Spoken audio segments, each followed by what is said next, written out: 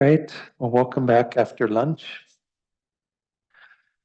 And I mentioned that I would lead you in just a short self-compassion break. Um, this wonderful practice that Kristen Neff has. Maybe I'll make that available on the internet as well, or on the website. You can pass that along to Venerable Dendrup. Let's just come in back into the space by just spending a few minutes working with the breath. And maybe just to work with our bodies a little bit to begin with, just feel yourself seated here, the grounding of that. No doubt your feet are probably also on the ground. Just feel the solidness of the ground underneath you.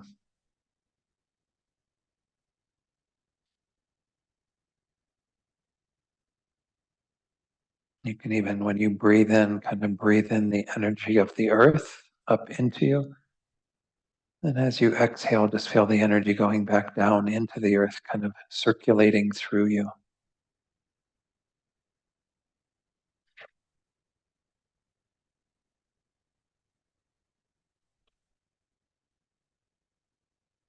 And then just bring your awareness to the breath, and we'll do silent meditation on the breath for just a few minutes before I lead you in this meditation.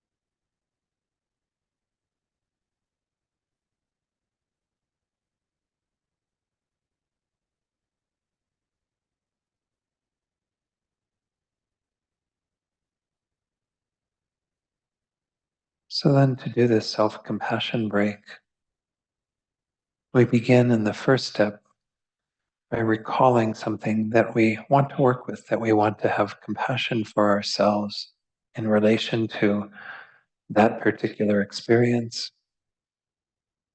So we've been working with self-forgiveness. So in this case, let's think about something that is maybe more difficult for us to completely forgive ourselves for. Kind of remember the feelings of that, the emotions behind that. And recognize it as suffering, as something that is unpleasant for us.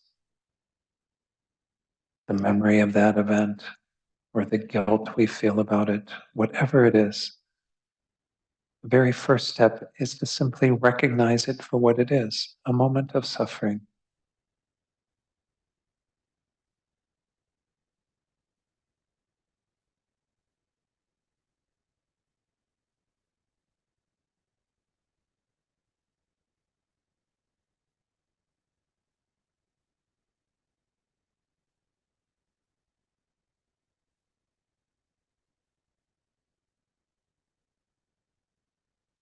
So then within that understanding that this is suffering, the second step is to see that this is a part of our shared humanity. No, we're not alone in experiencing this discomfort, this suffering. This is a universal condition. This helps us to have a greater context for our own experience. This is a part of our shared humanity. Just be with that thought for a moment.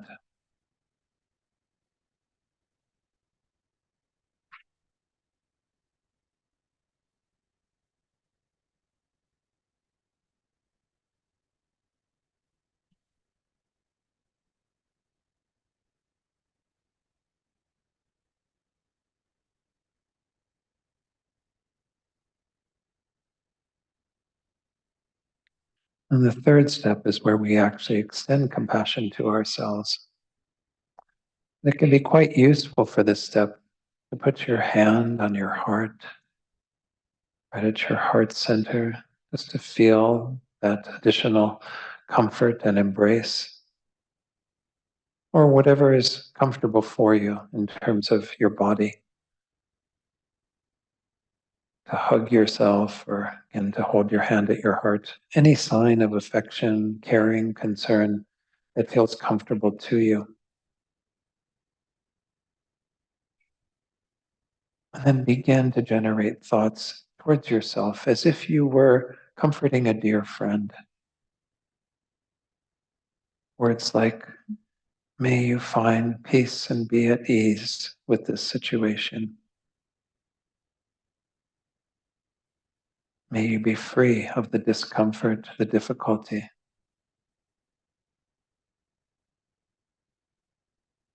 And then in the context of today, may you be truly forgiven. May you forgive yourself. And whatever thoughts feel nurturing, compassionate towards yourself, just simply keep repeating them to yourself. And as if you were comforting a dear friend who was explaining how they too are dealing with their problems of the past and wanting to let go of that. May you be at peace. May you live with ease. And so on.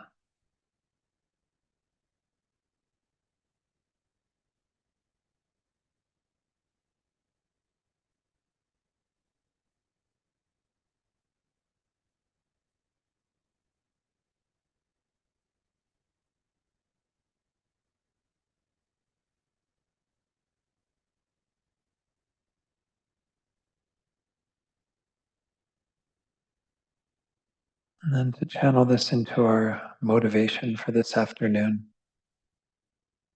recall that we are here initially to work on ourselves, to help us to deal with our own situation, our own stuff, let go of whatever guilt or shame we might have about our past actions, to work on developing forgiveness for others, all to help us be free of our own delusions, our own anger, our own discontent.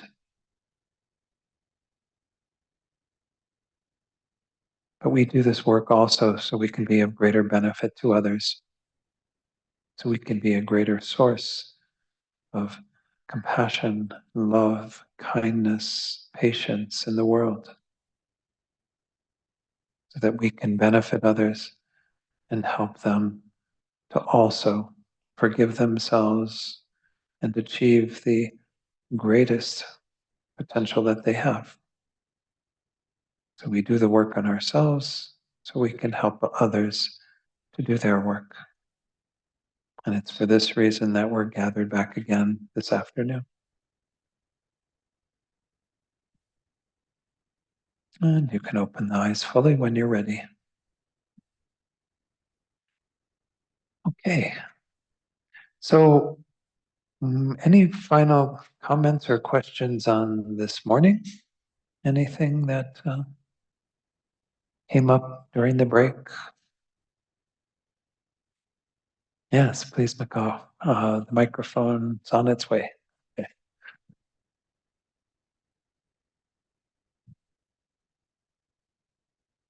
I don't know if I can remember exactly, but Mhm. um, some of the information, one of the quotes towards the end, you're talking about, well, we're not going to be perfect, so let's not beat ourselves up, for not being, we have these ideals because we're on a spiritual path.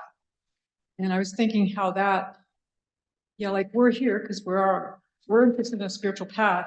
Right. And then there's many people who aren't on this kind of path. And like you were saying before, for them, a little jealousy here, a little bit of, this and that over here, negative, behavior over here, maybe steal somebody's tires or, like, because they don't even, Yeah. they're not even looking at an ideal sort of behavior. Mhm. I mean, we're kind of looking at it and maybe beating ourselves up because we can't match that. However, it seems like it'd be a better world if everybody knew that they could be this ideal. Yeah, I yeah, don't know. I just thought it was kind of yeah. a difference between the general thought, Mhm. thinking and way of being Yeah. and what we're doing here. Yeah, no, thank you for bringing that up. I think there's a lot of truth to that. I mean, and it gives us some space to have some compassion for others because we see that they're not sort of on board in the same way that we are yet. But, at the same time, it would be wonderful if everyone could see that this is the goal, to develop ourselves and to continue to work towards these ideals and to hold that as how they want to live their lives, but not quite there yet.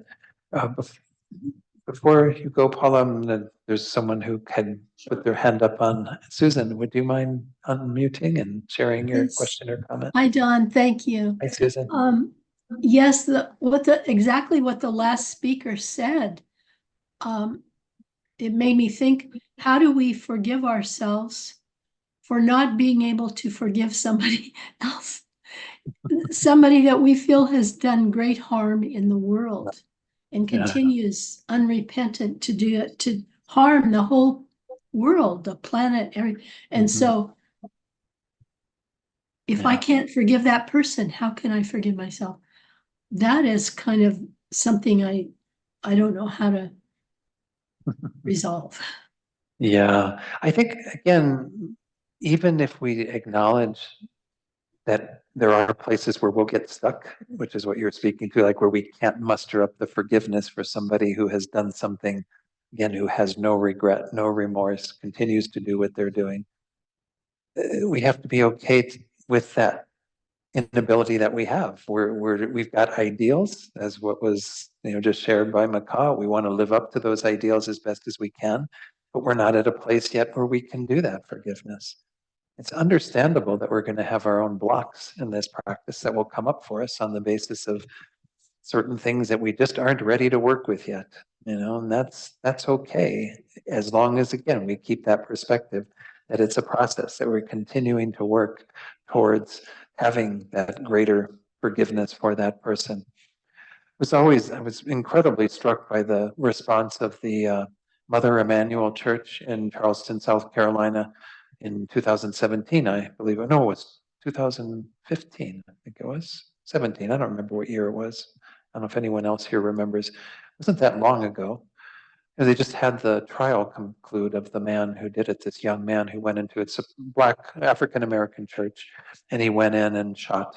He sat with them in community for their Bible study group, and then he took a number of their lives. And that community, 2 days after that happened, they were giving a kind of a what is the word for it, when they'd have like a gathering of the cameramen and all that, press conference kind of thing. I don't know, wasn't really per se that, but they forgave this man 2 days after.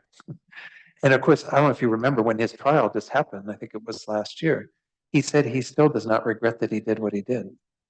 After all of that bloodshed, and them forgiving him, and him, having to face the consequences of that in our legal system, and he still doesn't regret what he did.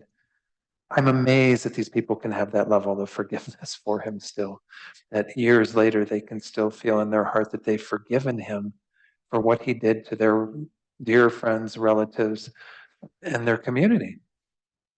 It's a tough one, Susan. I mean, this is, and we can't beat ourselves up if we're not at that level of practice yet. But obviously, these are people who are practicing their faith to the greatest degree. We can live up to that perhaps over time, but right now, that may not be where we're at. Yes, So I again, remember that Dylan Roof at Mother Emanuel Church in Charleston. And I yeah. was amazed they could face him face to face and tell him they forgive him. I could not understand how that. I understand that I'm ex-Catholic too, and I understand that forgiveness works slowly. I mean, it can take a while to forgive. And I thought, how can they do it after only just a couple of days? I've never understood that. I don't either. I mean, again, I'm not that developed where I can just, I can't even imagine something like that happening in my own community, and then to be able to come forward so soon afterwards from that place of having forgiven. And so I think we can recognize that these are pretty high bars that we're setting in terms of our own behavior and our own ability to forgive. And to forgive ourselves for not being able to forgive is understandable, right? That we can actually say, I get that I'm not quite where I need to be. Because again, when we forgive ourselves for that, we're not saying that we're going to immediately be able to go the opposite direction. We might need to work with this quite some time to eventually get to a place where we can be that forgiving and that um, grounded in our own practice, where we can even publicly attest to that. It may have even been that it was at the hearing, because I think you're right. I think that when Dylan Roof was there being arraigned for his initial charges, they were in the courtroom, and I think they even said that there. You know, it was just astounding. I couldn't believe that I was hearing it in some ways, because it almost, I mean, we almost wanted to doubt it, like, oh, well, they can't really be forgiving him yet. They need time, to work on that. But maybe their practice was so developed they were able to do that. I don't know. So yeah, we can, and this goes for any of our other practices, not just even forgiveness. We can forgive ourselves for not yet being completely compassionate, completely kind, completely patient, all these things that we try to achieve, because we're works in progress. Everything takes whatever time it takes. So I'll come back to you, Lorna. Thank you again, Susan, for bringing that up. Let's go to Paula. Paula has a question here. Just, I think it was a couple of years ago, but I asked one of the geshes, I said, why do people do what they do? And he said that people do what they do because under their delusions, they think they're going to feel better by doing that action in the middle of their delusional state. And that kind of makes sense, because when I watch people do what they're doing, you realize they're basically unconscious.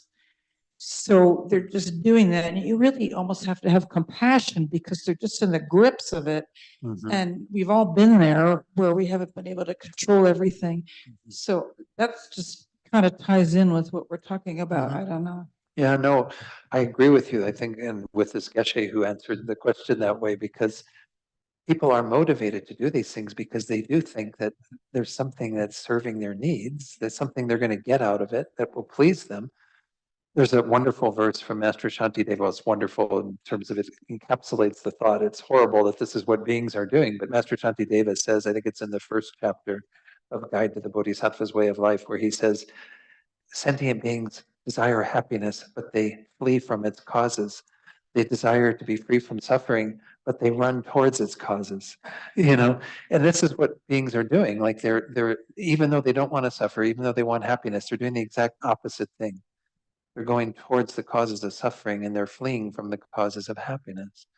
But they're doing it with that mistaken idea that they're going to be happy, that I'm trying to achieve my happiness and not suffer. So therefore, I'm going to, take a gun into a church where, I'm going to kill all these people because I don't like their race or I don't like whatever. I mean, he was a pretty hardcore person, obviously, because he's still believing in all this and still having no regrets. He's really quite deluded in thinking that this was an act that led to his happiness and well-being. And with the knowledge of karma, then we have a lot more to work with in terms of what really defines what produces suffering, what produces happiness. When we have that knowledge, then we try to abide by that as best as we can. And again, given that we're not perfect, we just do what we can to follow that principle. But most beings don't have it. Yeah, they want to be happy, but they just keep creating more suffering. Yeah. 1 second, Judith. I think Lorna, did you have a comment you wanted to share or a question? Yeah, you guys have sort of teased it out in the conversation, but that's okay. What I try to do, I mean, I understand Susan's concern around being able to not forgive people who have done horrible things to a lot of people or continue to do them. What I'm trying to train myself to do is just to focus on the suffering they're creating for themselves, and think about and focus on how polluted their minds are and the suffering that they must be um, living with all the time, even though they don't know it, but we know it. We understand kind of what's driving it. And so, and I find in some instances it does kind of help me get closer to forgiving because I can see, thank God, through the Dharma that what's really actually going on here, and try to generate compassion. Right. Thank you, Lorna. No, those are wonderful thoughts. I do think that sometimes too, like what would it be like to be in their minds for even just 10 seconds? Yeah, the torture Exactly. must.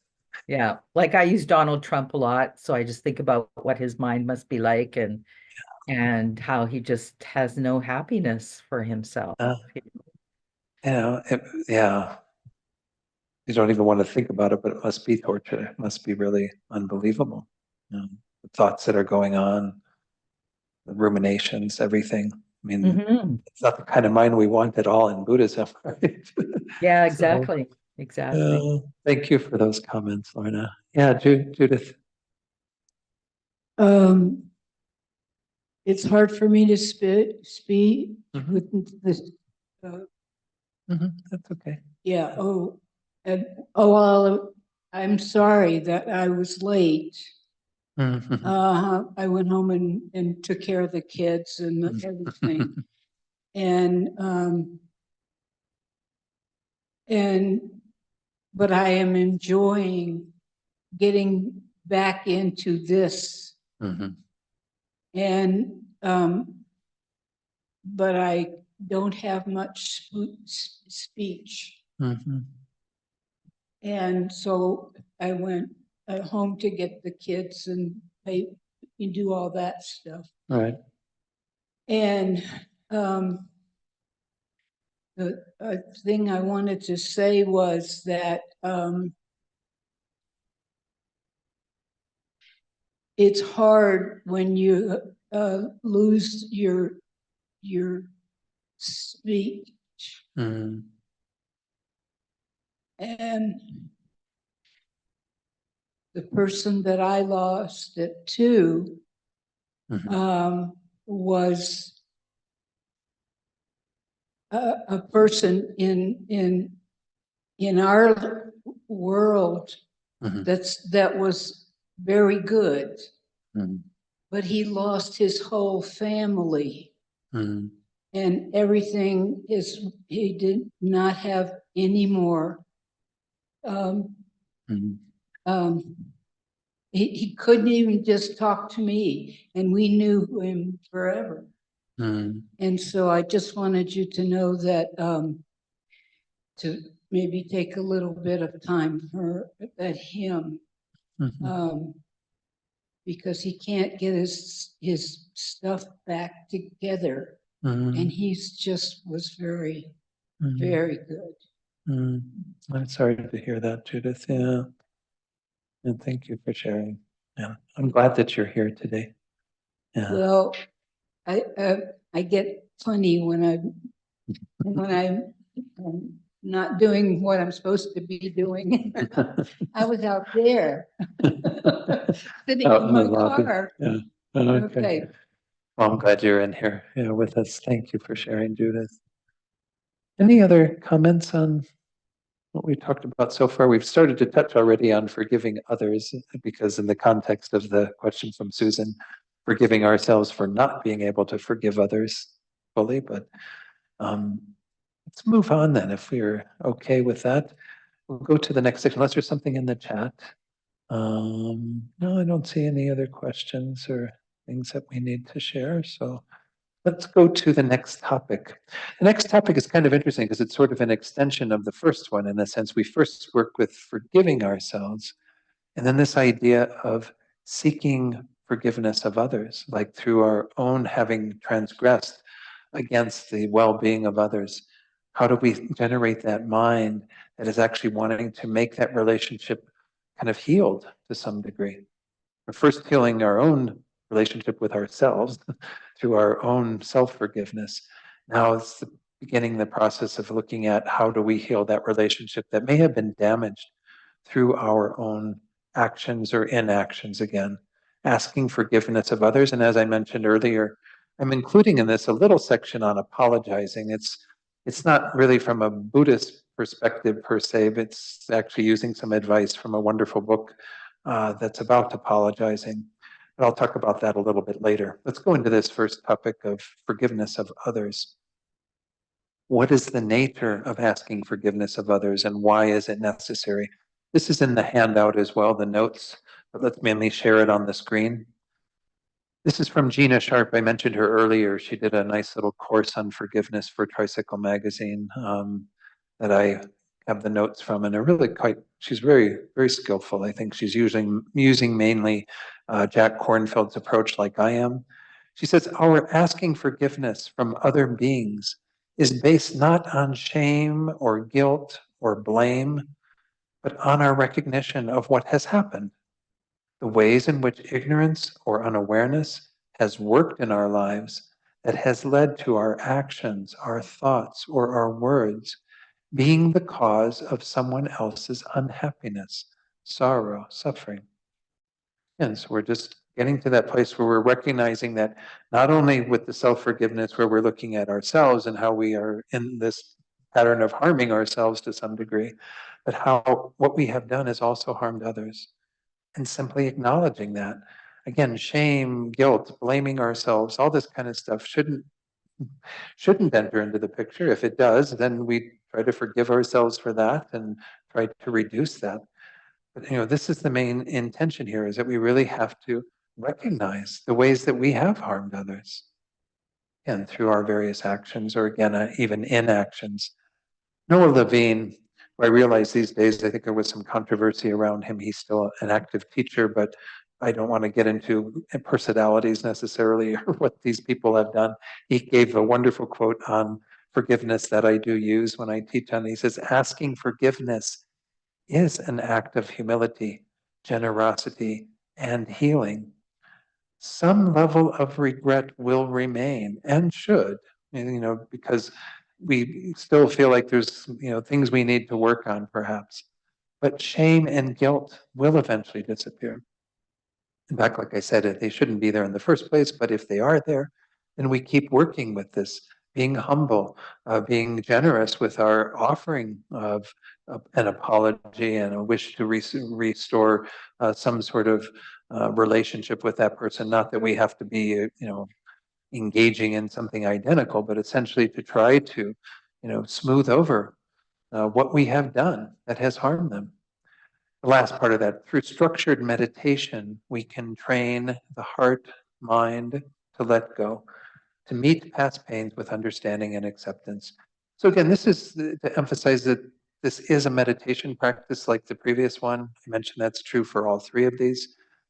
But I'm going to talk about apologizing at the end because I hope that through your practice of seeking forgiveness of others for what you've done that's harmed them, that perhaps at some point it may entail an official apology, some way of being able to go to that person if they still are here, or if they're not here, to maybe writing out a letter of apology that can deliver to the wind or deliver it to the fire or whatever, not some way of being able to express that even with people who are no longer in our lives. But this spirit of, again, recognizing that I have harmed others and have this sincere wish to heal that, to have some restoration of peace between myself and others because of the ways that I've harmed them.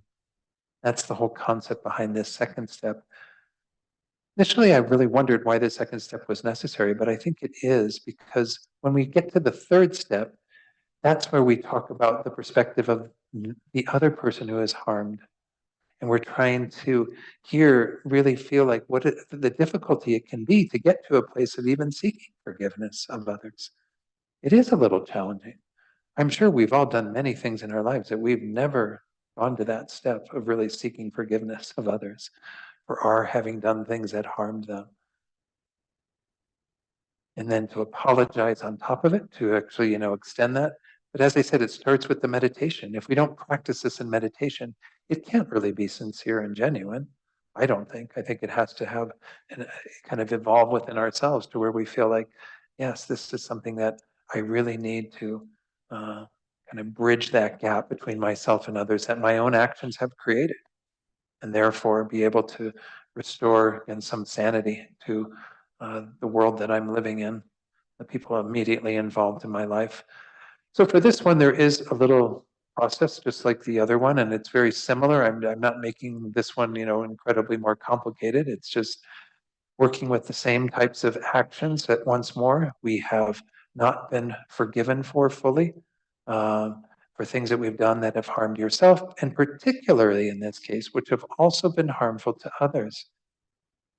Maybe we did a cursory kind of "I'm sorry" when that happened. Oh, I'm sorry, but we didn't really kind of take it to heart and really seek a genuine forgiveness. And maybe the person didn't even accept our being apologetic in such a cursory way.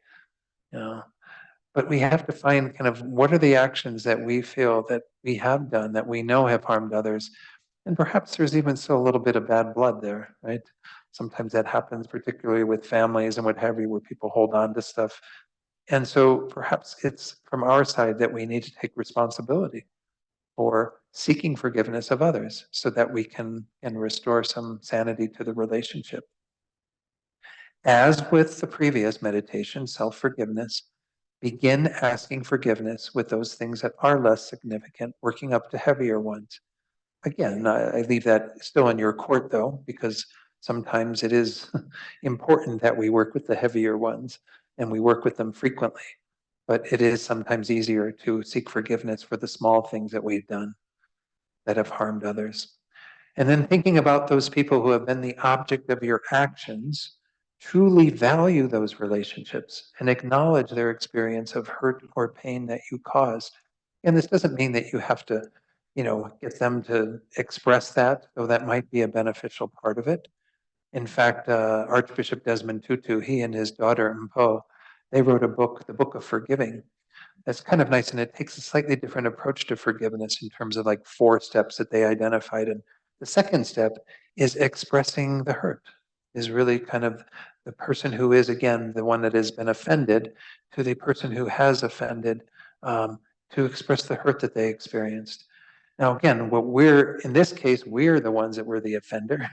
And we don't necessarily need to seek out that person who was offended and tell us everything that ensued from our having hurt them. But it's good to think about that, to really think that our actions do have that level of effect on others. There are many people very close to us who were probably hurt very much by the words we said or the things that we did.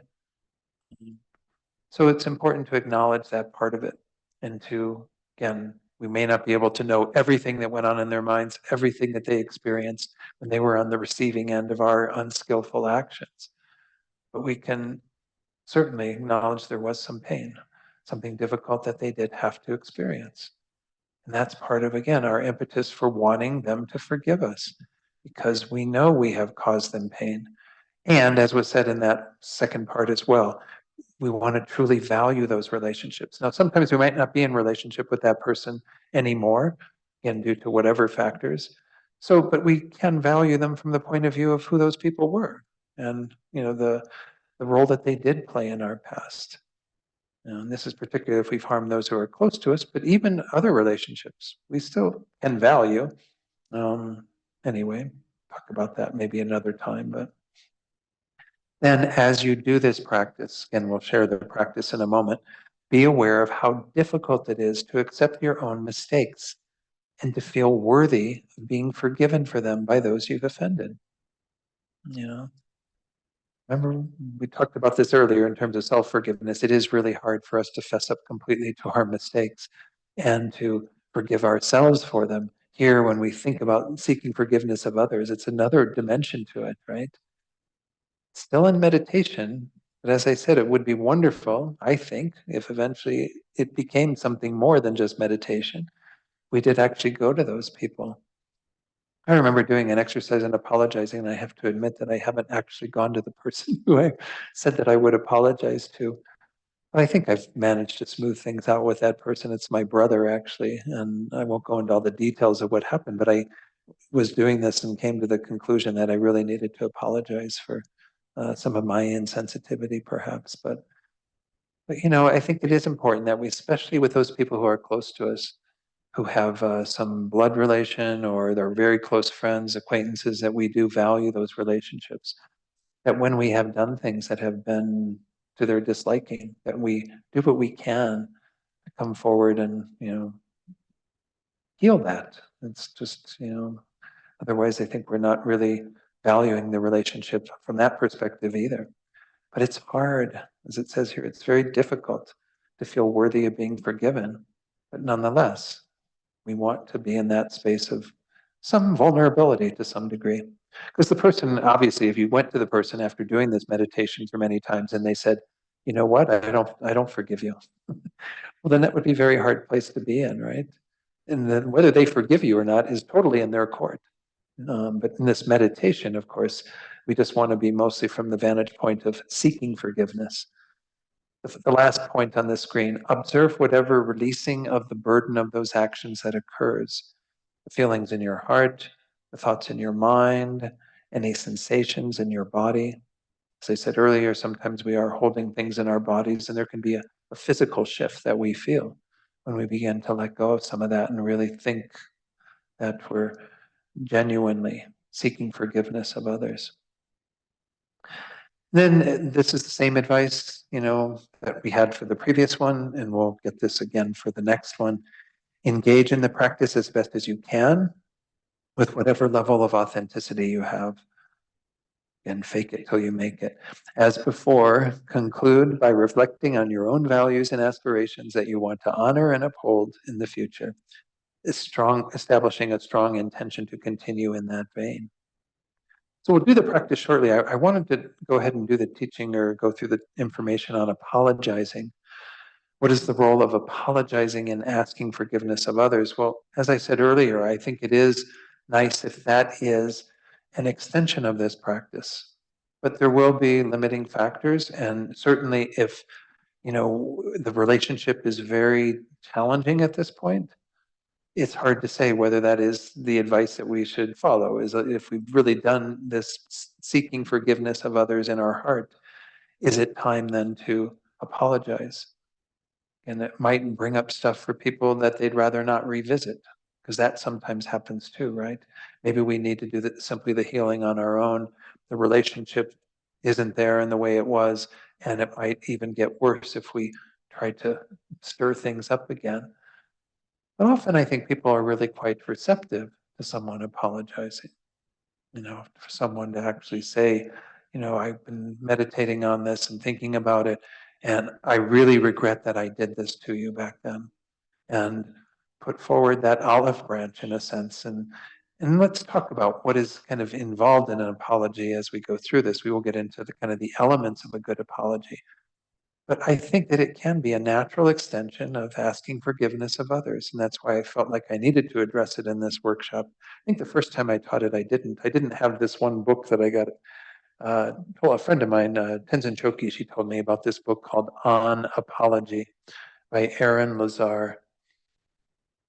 So let's talk a little bit about these bullet points I put together here. Apologizing, in which we admit having done something wrong and then approach the harmed party to ask for their forgiveness, might open the other to forgiveness and reconciliation. And I put might in there because there's no guarantee, right?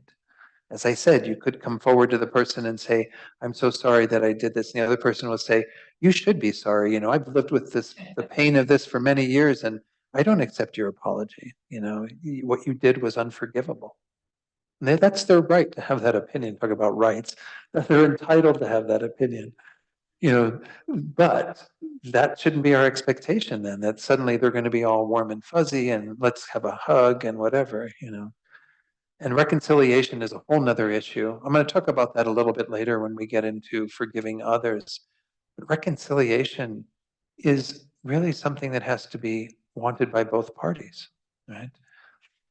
Otherwise, there's no possibility for it. And if either the offender or the offendee feel that they don't want to reestablish the relationship and reconcile, then that has to be honored. You can't force someone to say, I want to be back in a relationship with you in some way because I've forgiven you or you've forgiven me and now everything's fine. that really the dynamic could have changed and shifted, and we need to be respectful of that. Both parties should ideally want to kind of reconcile and have the relationship go on in another phase. But that is the possibility of forgiveness. Remember, we talked about that earlier. It kind of opens up the possibilities for the future. It does allow you to address the past with that aim, but don't have that expectation again.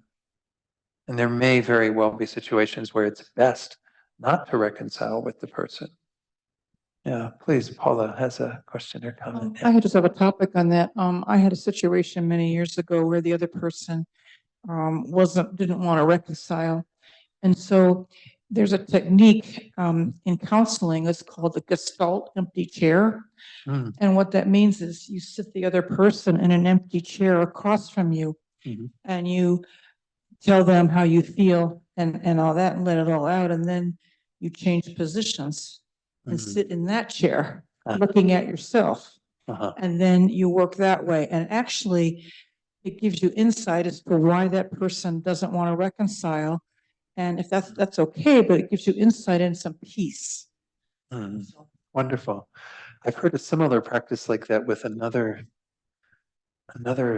concept, not forgiveness in this case, but that's a good application of that. Because that is one of the biggest problems that we have, right? Is we don't really know everything that's going on in the other person's mind or their perceptions of us. And if we can at least play that out and gain an appreciation for that.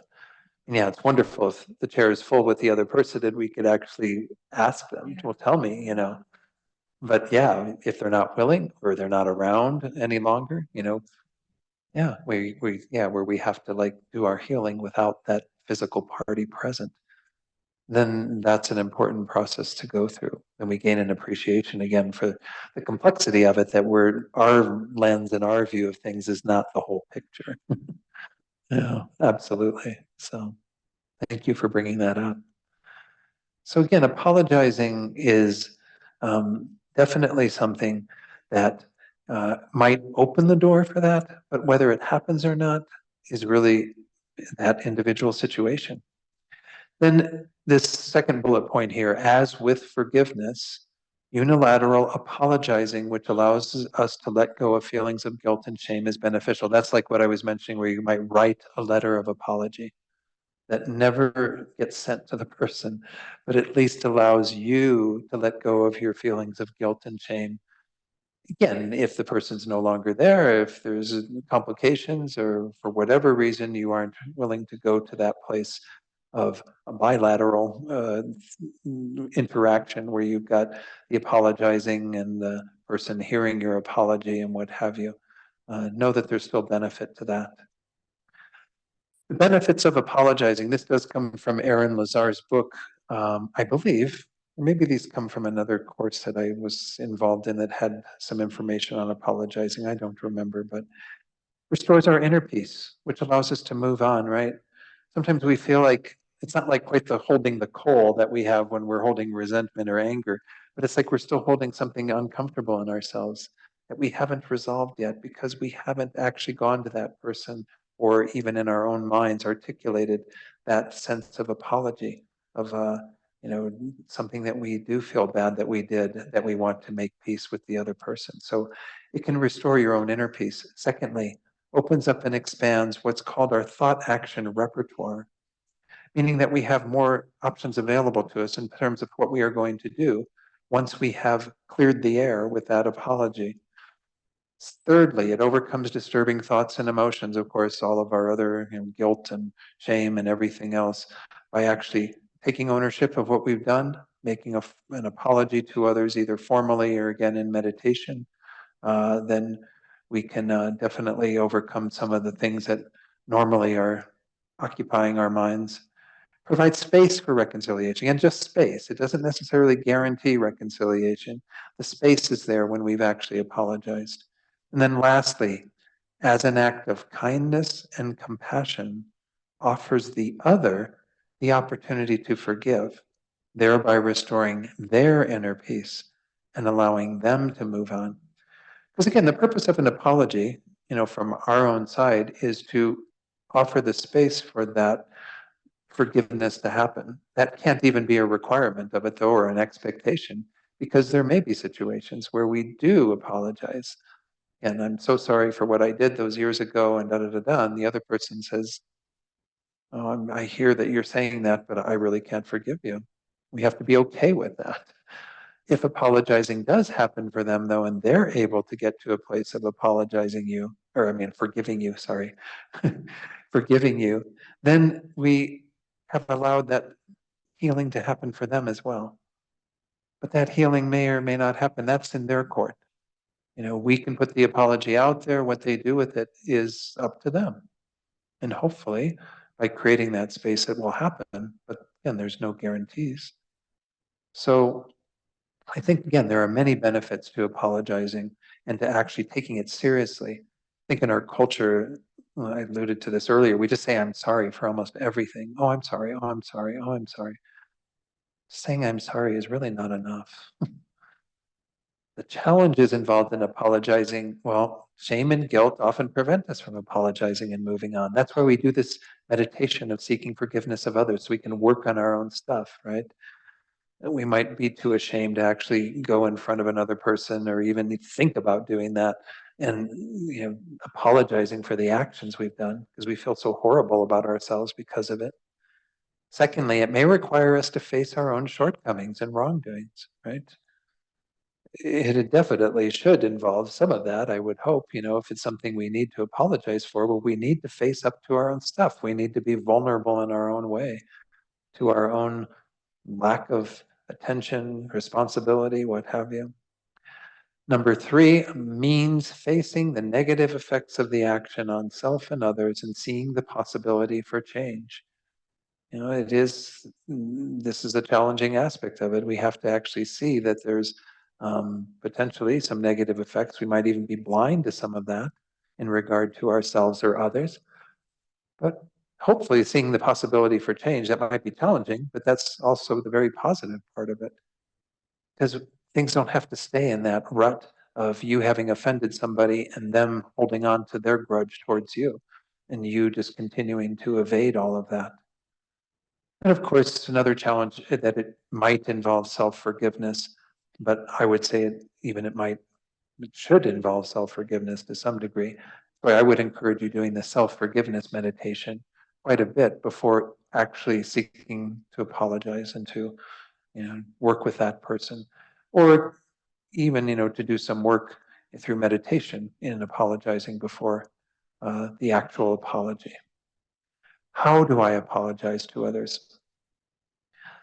It's kind of interesting. If I go back to what advice did I ever receive on how to apologize, it was that simple instruction. Say you're sorry, Don, say you're sorry. Whenever I would just steal something from my brother, like he was playing with it and I want to play with it or something, say you're sorry. I mean, that's it, right? You don't get anything else, right? They might say, well, give the toy back to your brother. So that's maybe a little bit more. That's one of the other elements, is that there should be some sort of reparation for what we have done. There's a lot more involved in an effective apology, and as adults, I don't think we really know how to apologize. I did see there's another new book out on apologizing that I haven't looked at yet. I felt like Aaron Lazar's book on apology was pretty good. First, remember that apologizing is a process. And the key is a feeling of genuine regret and remorse. That's what needs to come through in an apology. That we really feel badly about what we have done. Not that we're, again, feeling that we're bad people or all of this other stuff that goes with the baggage that comes with that sometimes, the shame, the guilt, the blaming ourselves. But it's regret and remorse. This is the same when we talked about the four opponent powers this morning. The degree to which your purification practice is going to be effective is the degree to which you have genuine regret and remorse for your actions, right? That's the starting point. I feel bad that I did this. And don't translate that as I'm a bad person. No, it's not I'm a bad person. It's that I have a genuine regret that I did these actions under the control of my crazy mind. Yeah, and I'll go through the process of purification. In this case, go through that process of apologizing. but from that vantage point of really having genuine remorse for the things that we did. And it's important to try to and understand our intention for apologizing. Again, maybe we have an ulterior motive. Oh, well, I'll apologize to my brother for this, but that's only so that, he'll be sure to remember my birthday and send me something or whatever. Don't think about it in selfish terms and really think about it as you want this to be like an offering to that person. You want that to be a way to help that person in their healing process as well. It's going to, still have some self-concern with our own healing, but there should be that genuine concern about them and wanting to restore in some semblance of civility in relation to them and how you are seen by them and so on. But again, not out of some pride or some conceit, but rather out of a wish for their welfare. Okay. Now, these are the components of an effective apology from this book by Aaron Lazar. I guess that probably the previous stuff wasn't from his book. That may have been from, again, that other course that I had about apologizing that I took some information from. He says that these are essential really for an effective apology. And I would bet that most of us who have apologized or who have received apologies from others have not gotten these. And it's just because we don't know how to apologize. First, we express remorse, shame, or humility. Shame is kind of a weird word. I maybe put a little brackets around that. That's something he included. But again, the idea is some sort of regret and humility in recognizing how the victim suffered. This can be maybe starting off with "I'm sorry," but it's an acknowledgement that what I did harmed you. Things that I said, that I, blurted out and whatever, that this is something that has caused you to suffer. And I regret that I said those words. 2, we acknowledge the specific offense and accept responsibility. Oftentimes in apologies, I mean, I've heard this from other people apologizing, they would say, "Oh, I'm so sorry that I said that to you, but if you hadn't said that to me, I wouldn't have said that," That's not a good apology, okay? It's like, okay, I'll take the responsibility, but guess what? You got to take responsibility too. That shouldn't be, again, I'm not saying the other person isn't responsible as well, because karmically, we both have responsibilities in this. And we talked about that earlier today. But what our whole point of coming forward with an apology is not to say, rub somebody else's face in the dirt. It's to acknowledge our own dirt, that we had done something that was harmful. So this is, again, I think, a very important step, something that we have to be attentive to. Accept responsibility in regard to something quite specific that we did. We show empathy and offer an explanation for why we did what we did, but again, not an explanation that is contingent upon the other person. Well, I was fine, and then when you said this, it upset me so much that I blurted this out to you.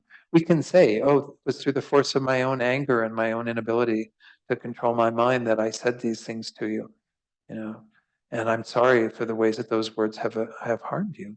Show some empathy and some understanding of the harm that has happened. The last one, we offer compensation or reparation. Again, he's talking to a wider audience here, perhaps in terms of all the ways that apology might take place. Compensation might not necessarily come into play. Of course, if we did use somebody's belongings without their permission and then we broke something and, then obviously we should want to make some sort of compensation for the fact that we harmed somebody else's possessions or what have you.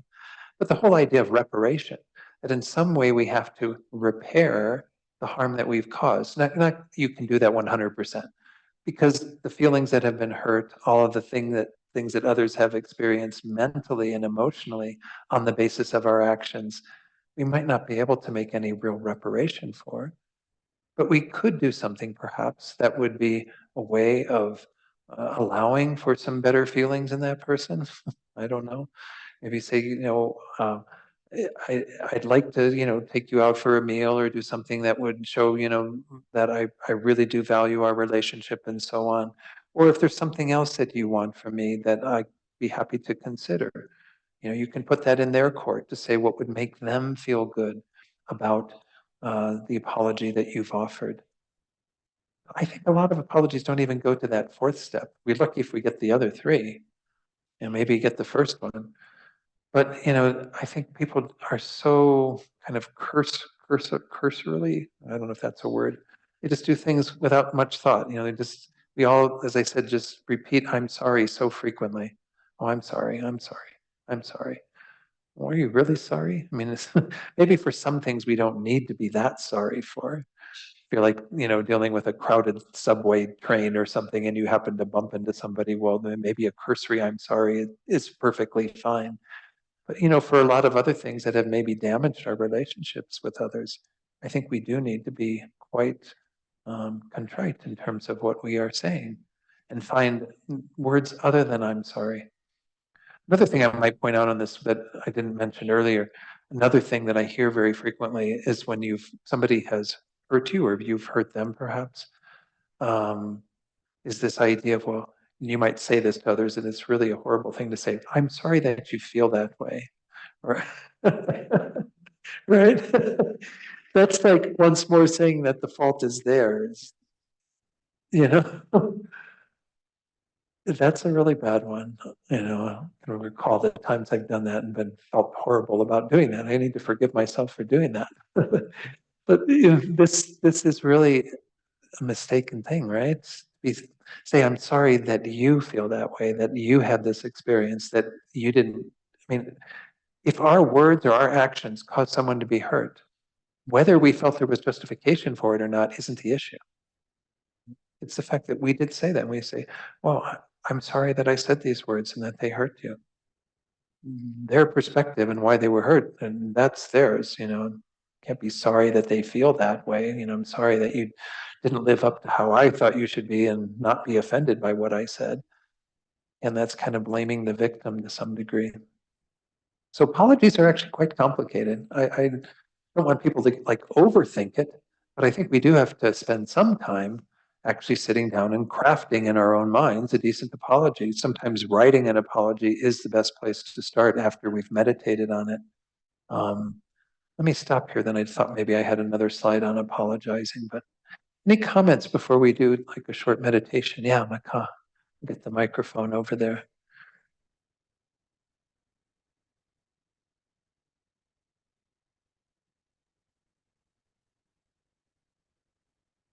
This is a pretty interesting subject for me all around. Uh-huh. And so I'm a certified life skills coach. Mhm. I had like a 250-hour training, Mhm. and we played with different ideas. And now I see some of the concepts and ideas that we were playing around with come from Buddhism. Uh-huh. And certain things stick with me. And one of the things, because we were processing, right? We were in a group for hours at a time and just processing, Mhm. which I'd never done before in my life. Uh-huh. So it was like the most amazing learning experience. Uh-huh. And the idea was never say you're sorry. Mm. Don't say you're sorry. You were processing. Mhm. Like you did something that hurt my feelings, Mhm. or I did something. How's it go? I did something that hurt your Yeah. feelings. Uh-huh. However, I thank you for the teaching. I thank you for the opportunity for me to learn and see what I did. Does That's that make interesting. sense? Yeah. And so in a way, if I was to go say to my daughter, who's got all kinds of resentments that she had a terrible childhood, if I would say, "Thank you for the experience that I got to be your mother, because I'm learning so much by the mistakes that I made." Yeah. And I feel bad if you've suffered in the experience, Mhm. and it wasn't my intention, but Mm. just to, and it's kind of turns it around. If I thank you for stepping on my toe, so I know that, I have my foot in the wrong place, Yeah. it's kind of a different way. Yeah, I understand. I guess my only thoughts in hearing you say that again, yeah, I like some of what you added to it, where we're kind of acknowledging that we have hurt others through all this process, is that that's one of the most important things when we're apologizing, is to get that empathy with the harm that the other person has experienced. As long as that's there, then whether the words "I'm sorry" are there or not is maybe not as important as the acknowledgement of how we've stepped on others' toes in the process of our own trying to fumble through life and figure things out and whatever, So I think that's sounds good. Yeah. And there's another Hmm. thing that, it was a story that you told me once. Hmm. Maybe you can remember the story. Um, there were these two neighbors and I don't know, like. Oh, the golf ball story. Was Is it this the golf ball or what was the neighbor scratching the paint Yeah. on the guy's car? Yeah, they call it the golf ball story because that's how it all got resolved. But You want to tell that again? I'll do an abbreviated version that of it. apply? It kind of applies, yeah. Yeah, definitely it The way I applies. remember it Yeah, yeah. applies. I often tell it in the context of some of the mind training, the Lojong teachings, but the story is about a man living in Australia, and I think George Farley, who's in the FPMT, was at this man's house for a gathering, and the man said, I think his name was Stuart. Stuart said, "I want to ask you all for some advice because I'm dealing with a really difficult problem." They said, "Oh, what's the problem?" And he says, "Well, I got my new car and I had it parked out on the street because I guess he doesn't have, driveway or somewhere for it to." And he said, "And I saw my neighbor come into the street and scratch my car, hit my car on the way in. And he just pulled into his driveway and went into his house. Didn't even come by to say, you know, I just hit your car on the way." So they said, "That's the first incident." And so I went over and I talked to the man and, my neighbor, and I worked everything out with the insurance companies and we got it all able to get my car all fixed. And then the next day or shortly after, my car's parked out there and I go out and see a key scratch all along the line of the car. And he didn't see the neighbor do it this time, unlike the time before where he saw him hit his car on the way in. And he said, "Well, I went over and I talked to him, but he said he didn't do it, and I don't know, I had to get it fixed anyway." Now, what the steward's currently dealing with is the car is scratched again after getting repaired for the second time. And he's wondering what he should do. And he's asking everybody. And George Farley, after hearing all these other people talk, and most of them are like, "I'll go over there and, scratch his car or do whatever," all these things that are all about revenge. And George says, "Well, I don't know what I would do, but I think Lama Zopa Rinpoche, of course, our teacher of the FPMT, the spiritual director, he says, I think what he would suggest is that you think about what would be a really nice gift for this person who lives, next door, who's done all this, and you go over to them and you give them that gift and you say, I sincerely apologize for, anything I've done to harm you." Of course, all the guests at the party are like, "This is insane. Why would you do this? This man has, hit your car and keyed your car twice. Are you really going to do that?" And then Stuart thought about it over some period of time and he said, "Okay, well, let me do that. Why not?" And he realized that remember that his neighbor was into golfing. So he went out and bought, I don't golf, so I don't know what are really expensive golf balls, but I guess there's some that are more expensive than others that are nicer or whatever. He bought like the most expensive golf balls and he wrapped it up in a nice package and he steeled himself to go over to knock on the neighbor's door. And the neighbor comes to the door looking very suspicious. And Stuart says, "I'd like you to accept this gift from me and accept my apology for anything that I've done to harm you or to upset you." And the man kind of opens the door and like takes the gift and goes inside, shuts the door. And so Stuart, he goes back home and he feels, well, it actually feels good that I've done this, that I've sort of made my peace with this man to some degree. And they say the story is that 5 minutes later, he gets a knock on his door and the neighbor has come over and said, "This is the kindest thing anyone's ever done for me. And I accept your apology and I'm sorry for anything I did to harm you." And they became good neighbors. So it does pertain to what we're talking about. When someone is actually willing to kind of go to that place of acknowledging that we don't know what we've done to others that maybe has made them do something to us, And so maybe we need to be the one to extend the apology first. And that sounds really weird. Like it does take a lot of humility and a lot of just being very vulnerable to say, okay, whatever I might have done that has been harmful to you, I really regret that I did that.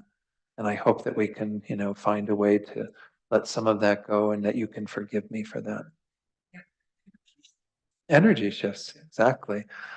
Once somebody's willing to go to that place, then it changes the dynamic. It's no longer me and you in this conflict. It's rather I'm going to take myself out of that. I'm not going to be in that conflictive role to you. I'm going to actually extend, my own apology to you. Yeah. Tony, you've had your hand up for a while. Would you like to share with us? Unmute and share. There you are. Hi, Don. Hi, everyone. Don, it's great to see you again. It's great to be here. It's always great, rather, to be everywhere because we're going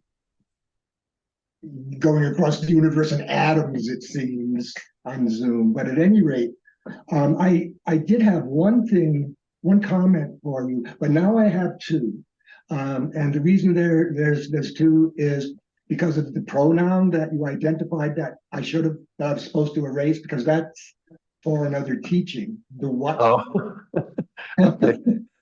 and the what is an interrogative, and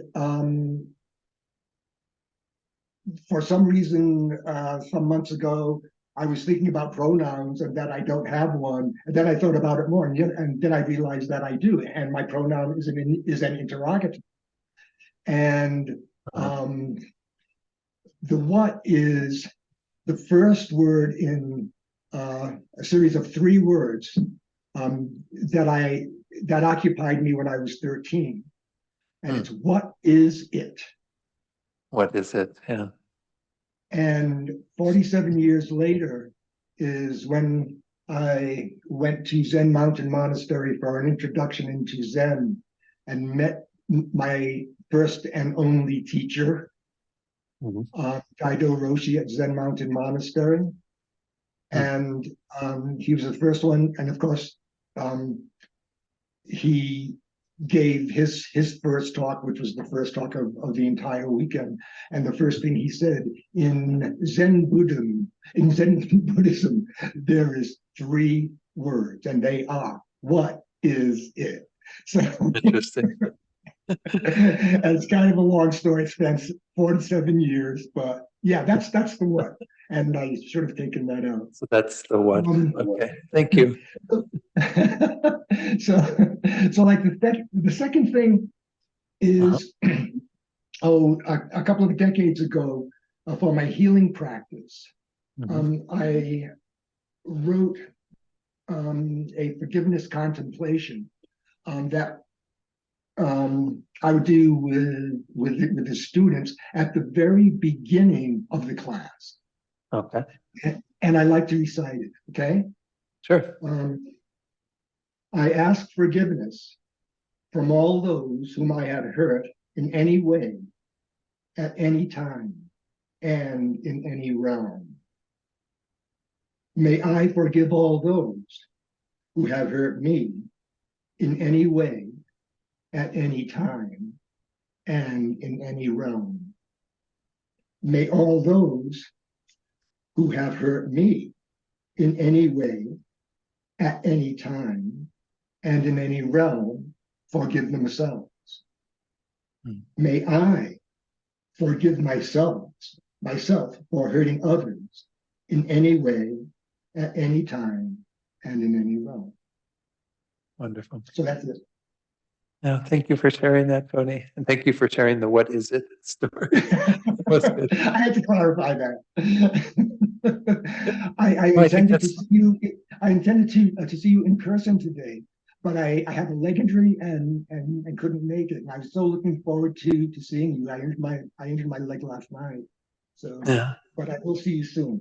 Okay, good. And I'll the look rest of the forward. gang. Okay, thank you. Appreciate it. Okay, Well, thank you for everybody. sharing.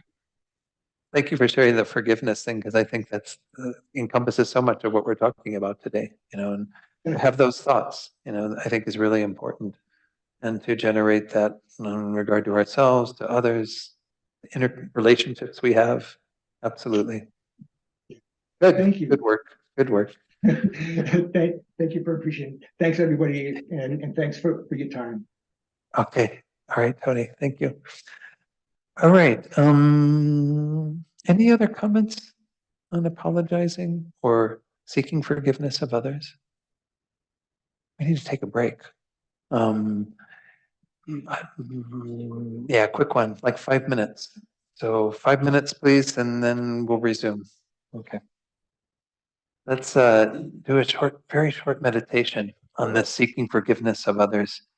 Again, you also have the meditation, and I just wanted to go through it one time. So just spend like a minute coming back into this space by focusing on the breath.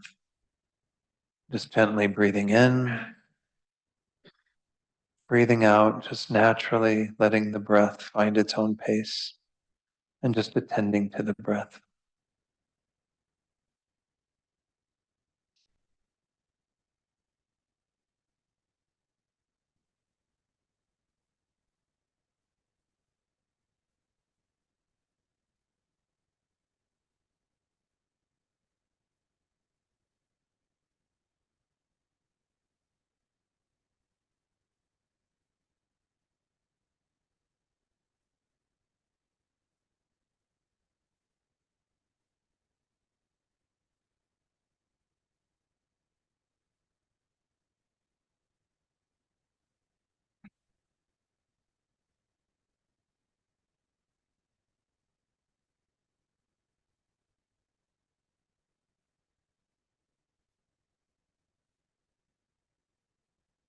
So now let's do this meditation on asking forgiveness of others. And recall that there are many ways that each of us have hurt and harmed others. We betrayed or abandoned them, caused them suffering, sometimes knowingly, sometimes unknowingly. We often do that out of our own pain, our own fear, anger, confusion. So let yourself remember and visualize the ways you have hurt others. And you can work with just one way. You don't have to think about all the variety of things you've done. Think about one in particular incident where you have harmed another, one that's safe for you to work with right now. And could have been through your body, speech, mind. Just bring that to mind.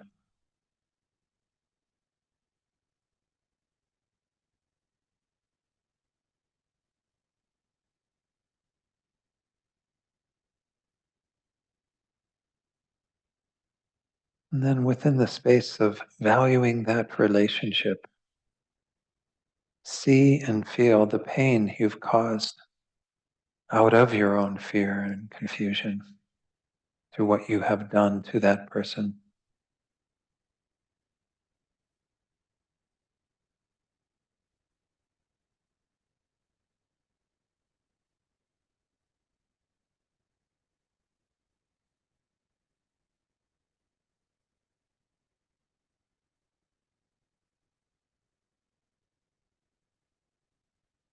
And then begin to cultivate the thought towards that person in your own mind. I ask you for your forgiveness. I seek your forgiveness. Please forgive me. And if you wish to develop in your own mind even a sort of apology that you're extending to them, then you can do that as well. But just kind of work within your own mind, whatever feels natural to say to that person, to seek their forgiveness, to apologize.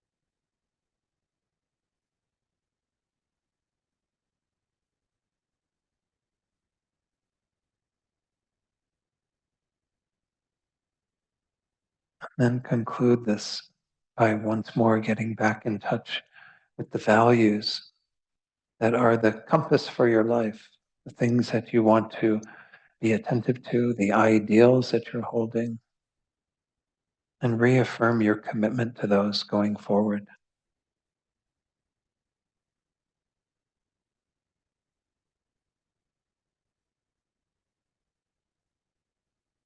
And then when you're ready, you can open your eyes and we'll resume. So again, that was just a really brief taste of this in the forgiveness meditation that you have, again, that I put on the, or Venerable Dundra put on the website that I gave to him. You'll see at the top of the screen there, this asking forgiveness of others. That it goes through some of what I described there, but the idea is that he tends to work with things like en masse, but it's perfectly fine to work with an individual thing, like an incident that you had where you do feel some wish to be forgiven for what you've done, and then to just work with that, you know. So the idea is, if you feels okay to do a bunch of them at one time, that's perfectly fine. But you might spend a bit more time, especially on those things that are a little bit harder for us to forgive ourselves about, and certainly to seek forgiveness of others. The only words he has here is, I ask for your forgiveness, but you can come up with, again, your own phrases that work for you. Yeah, whatever kind of feels natural for you in that space. And hopefully it can eventually become an apology, a formal apology to the other person, but that's not essential at this level. We're mostly trying to work with our minds. So now we should move on to the last part. We've only got a little over a half hour here. This is perhaps what many of us came for initially, was how do we forgive those who have hurt or harmed us?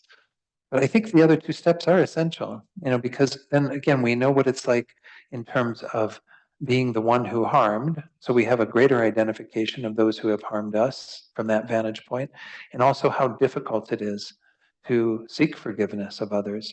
And sometimes people may not even come to us seeking forgiveness. We still can forgive them in our own hearts.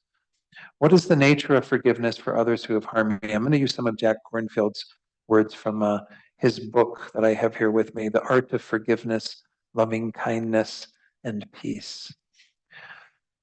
He says, remember these truths. 1, forgiveness is not weak or naive, especially when we are on the receiving end of these actions and we are needing to forgive the perpetrator, the person who has done this. Again, in that iteration in this life, karmically, we have done something similar to them. But in this particular incident, it's not weak to forgive. As Jack Kornfield says, forgiveness requires courage and clarity. It's not naive. Mistakenly, people believe that to forgive is to simply forgive and forget once and for all. That's not the wisdom of forgiveness. I talked about this a little bit earlier, but this, emphasizing here this idea of it being not weak. It's also not forgetting, but the idea is that it actually takes a lot of courage to forgive others. When I was talking about that, the congregation that at Mother Emanuel Church in Charleston, when they came forward and I saw the video of them saying this, forgiving this man, it took an incredible amount of courage. And especially because many people would look at that and just think that it's ridiculous that they can possibly be that forgiving at this stage of the game 2 days later, but it does take quite a bit of courage to be able to kind of put oneself forward and say, I'm the one who's going to kind of offer that, So let's go back to the next step in this, number 2. Forgiveness does not forget, nor does it condone the past. Forgiveness sees wisely. It willingly acknowledges what is unjust, harmful, and wrong. I mean, we're not just like kind of candy coating everything and saying it's all perfectly fine. We acknowledge that people have harmed us, that harm has occurred. It bravely recognizes the sufferings of the past and understands the conditions that brought them about. This is why I mentioned earlier the whole idea of the interdependence, the karmic element, that there is an understanding of why this happened and why did it happen to me. there's much more kind of behind it than just that person doing this action. And it's not this unilateral thing that occurred. Okay. And then continuing, there is a strength to forgiveness. When we forgive, we can also say, never again will I allow these things to happen. We may resolve to never again permit such harm to come to ourselves or another. One of the stories that's in this wonderful book called the Book of Joy, I've taught on this, the 8 pillars of joy that are in here, this wonderful book by His Holiness and Archbishop Desmond Tutu, is the story of the Truth and Reconciliation Committee in, or Council in South Africa that Archbishop Desmond Tutu was a part of. And he said some of these testimonies were just so heart-wrenching. Like this one, I'll kind of paraphrase the story rather than reading it. This one was a mother who had seen her son on the news being dragged by these men to his death. And when she immediately confronted the perpetrators who had done this in this reconciliation committee, the first thing that she did was throw her shoe at the people. Like she had this incredible anger. But then as she began working with her feelings of, resentment and everything, what was going on, she actually got to a place where she was much more at peace and much more able to extend some level of forgiveness. But it wasn't out of a space of wanting that to ever continue. And her expression of her anger and throwing the shoe was almost like a pre-warning, make sure you don't go back to that place. And she says, this is Archbishop Desmond Tutu sharing this. He says, when the mother of the young man who had been dragged through the street saw the traitor, she took off her shoe and threw it at him. We had to adjourn for a little while, but then during the break came a totally fantastic moment as they sat there and their spokesperson said, and Archbishop Desmond Tutu kind of teared up at this point, "My child," she said, "my child," to this one who had been responsible for the death of their children. She said, "My child, we forgive you." Again, why I point that out is because the Truth and Reconciliation Council or Committee, I can't remember the exact name, it was not about glossing over the past at all. It was about bringing that hurt into the present and allowing people to feel it and to have that, as I was saying, act as almost a warning in and of itself that this is not to occur again. Now, again, there still are problems in South Africa, just like we still have problems in America around race and so many other things. So don't think that, this is an absolute end to it, but that needs to be a part of what is involved when we forgive another, is that we make it clear that this is unacceptable, that this would happen again. I think that was, and I don't know if that was in our 4 Things with Apology. I seem to recall reading in Aaron Lazar's book that one of the things that is also effective in an apology is that we have to make the assertion that we are not going to do what we did again. And that's what makes, again, the whole thing work, is because we learn from it. We actually move on from it into a different space of relationship so that we recognize the hurt that has occurred and make sure that we're not the perpetrator of that harm again. And the other person has that clarity, as well. The third point that Jack Kornfelder is forgiveness does not happen quickly. For great injustice, coming to forgiveness may include a long process of grief, outrage, sadness, loss, and pain. And again, this is why perhaps the congregation at Mother Emanuel Church was so hard for us to believe, is because it generally does take quite a process before people can really forgive. True forgiveness does not paper over what has happened in a superficial way. It is not a misguided effort to suppress or ignore our pain. And it's not just we're going to, again, gloss over things by just having this cursory, superficial experience of forgiveness. It's a process. And when we're really ready to forgive is only the time that we should forgive. It's interesting. I mentioned earlier that forgiveness is taught in the context of the Bodhisattva vows, and the vow specifically says that we should avoid not forgiving even when others apologize. But that doesn't mean that everything is going to happen immediately. We might need our own process, kind of sitting with our own anger at what somebody has done and getting to a place of peace with it before we can actually forgive them.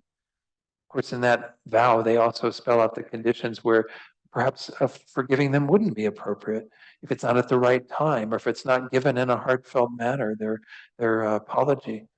So we have to, again, really recognize that there are conditions that will keep forgiveness from being true or complete until the time is ready, until we've actually gone through the work we need to do. And that's, again, another reason why this workshop today is really to help us to do the work on the cushion so we can then do that in reality, perhaps. It cannot be hurried. It's a deep process repeated over and over in our heart, which honors the grief and betrayal, and in its own time ripens to the freedom to truly forgive. And the fourth point, forgiveness does not mean that we have to continue to relate to those who have done us harm. Again, this idea of some form of reconciliation, restoring the relationship. In some cases, he says, the best practice may be to end our connection, to never speak to or be with a harmful person again. And why should, not just, again, why shouldn't we put ourselves in the position of being harmed, but moreover, why should we become the object of their harm? Because it's only strengthening their pattern of harming others. With compassion for both ourselves and others, it might be the best thing to be disconnected. Then Jack Kornfield continues, he says, sometimes in the process of forgiveness, a person who hurt or betrayed us may wish to make amends, but even this does not require us to put ourselves in the way of further harm, right?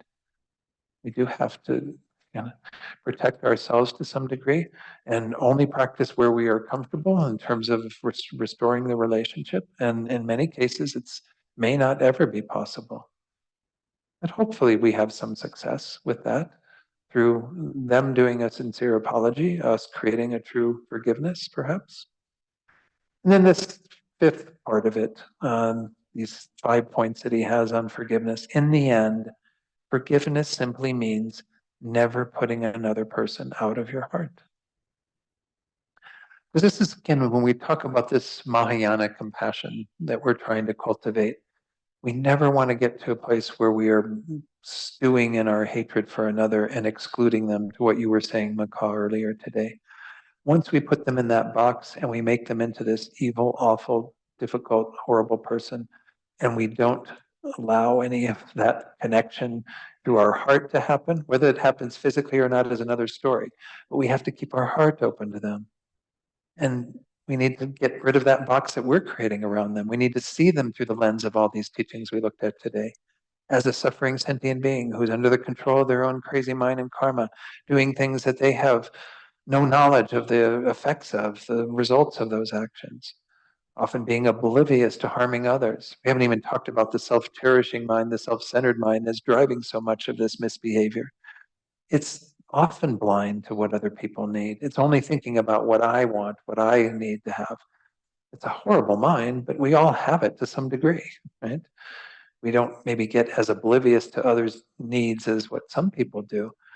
But this is the lens we have to see others through in regard to working with forgiveness, is seeing that they are being under the control of these factors, just muddling their way through samsara. So let's have a few quotes from the Buddha here, from the Dhammapada, which is used more in the Pali tradition perhaps, but there is a Tibetan version of this. He abused me, attacked me, defeated me, robbed me. For those carrying on like this, hatred does not end. So I mean, if we want to shut somebody out of our heart, then just keep thinking like this. Just keep having resentment at everything that they've done to you. And again, the goal of forgiveness is to allow them to actually not be shut out of our heart. That's the other verse. He abused me, attacked me, defeated me, robbed me. For those not carrying on like this, hatred will end. You know. And then there's that wonderful verse that's used frequently. It should say verse 5. Hatred never ends through hatred, but by non-hate alone does it end. This is an ancient truth. Actually, like Jack Kornfield's translation, it says, hatred never ends through hatred, but by love alone is healed. This is the ancient and eternal truth. I mean, those words always make me just so emotional, because if the world lived by this, if we all lived by this, and we just knew that there was no antidote to our hatred, our animosity, our anger other than love, and that's the only way to cure it. That's the only way to get rid of it, not through more hatred. And what a different world. We were talking over the lunch break about creating the causes for peace and an end of war. Well, this is the mentality that needs to be adopted, right? And it starts with us in our own mind saying, okay, I'm going to put an end to my own hatred. That is the seed of war in our world, essentially. I'm going to do what I can to heal in here, and then maybe become a force to help heal in the world. But this is, again, the ancient and eternal truth, something that we are perhaps a little bit blind to. There was one story I wanted to share, and I'm not sure if this is where I wanted to share it or not. No, not yet. Okay, so let's carry on. Let's go back to the slides. There's a few more slides to talk about here. Now, this is an interesting question. Is forgiveness something you do for yourself, for others, or for both yourself and others? I mean, the question, it kind of could be, well, all of the above at some level, because there are times where really we can say it's primarily a practice for ourselves to let go of our own stuff. This is the approach that I've been using today, is really the idea that we work on changing our own minds. Whether that actually changes others or not is still in their court. So when we say the second option for others, well, you can forgive those who have offended you for the sake of, helping them perhaps to have some space to know that that forgiveness is being extended.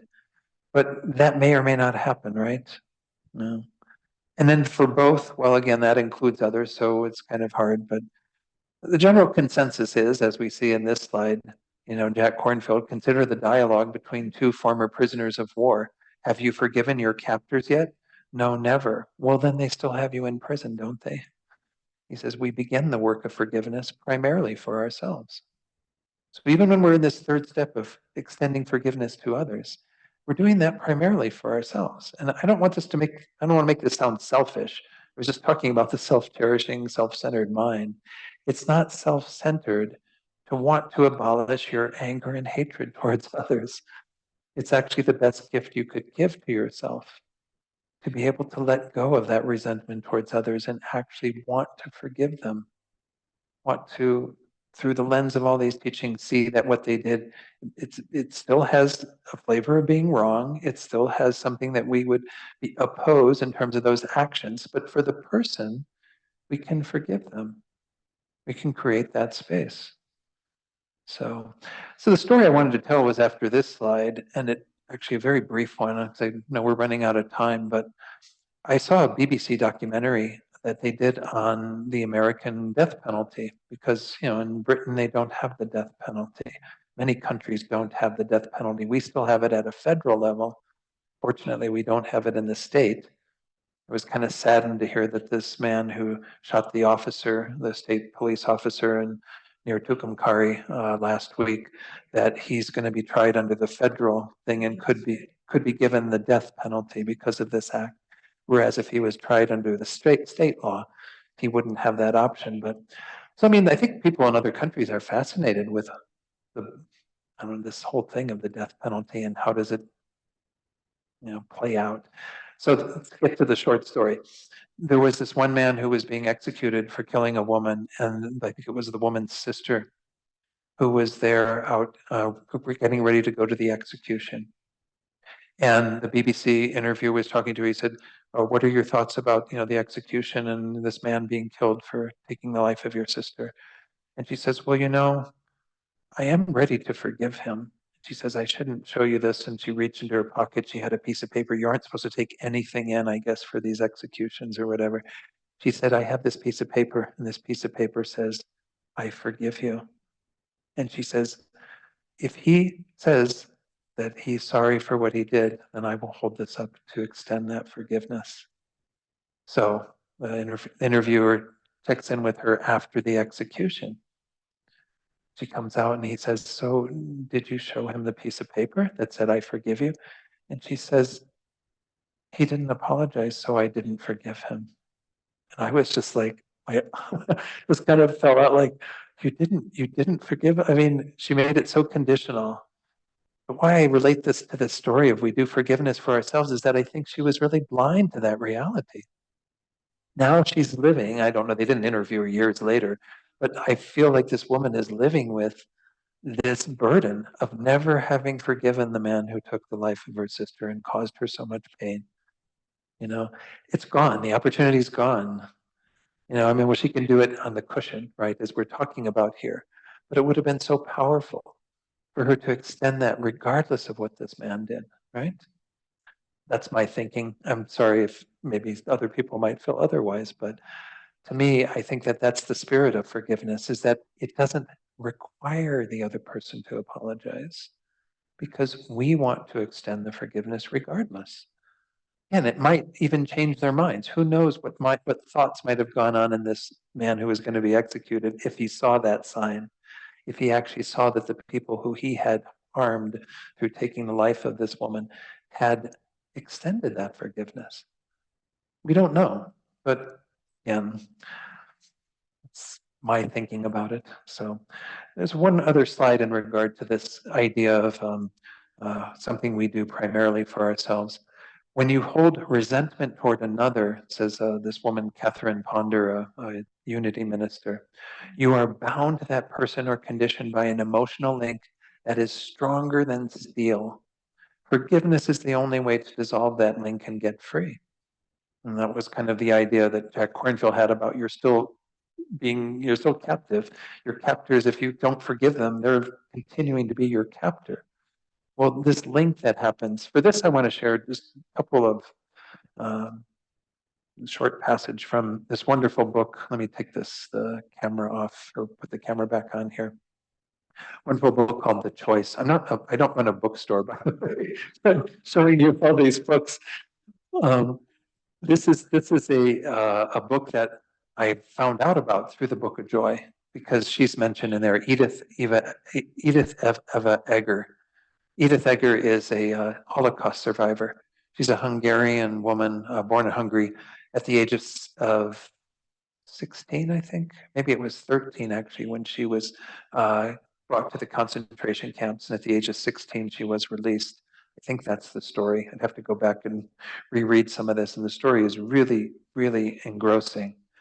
She had this whole experience where, anyone who's in that, who's gone through the concentration camp and all of that, we almost feel again has a right to be angry and upset at what was perpetrated.